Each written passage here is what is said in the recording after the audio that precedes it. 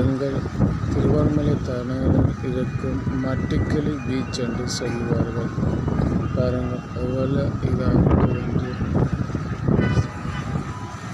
இது அநேகமான மக்களுக்கு தெரியாது ஏன் இது மட்டிக்களி என்று வந்ததென்று. இங்கு முதல் காலத்திலிருந்து இப்போது வரைக்கும் அநேகமாக திருவண்ணாமலையில் 2 இடத்துதான் மட்டி அநேகமாக பிடிப்பார்கள். ஒன்று கிண்ணியாவிலும், மற்றது இந்த இடத்திலும் தான்.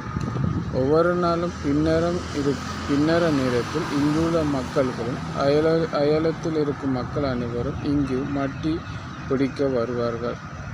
இப்போது ஆக்கள் பிடிக்காதால் எனக்கு காட்ட முடியாததுக்கு அடுத்த வீடியோவில் ஆக்கள் மட்டி பிடிக்கும் அழகினையும் உங்களை காட்டும். பாருங்கள், இதுதான் திருகோணமலையில் அநேகமாக நிறைய மட்டி பிடிக்கும் கடற்கரை இந்த கடற்கரை தான்.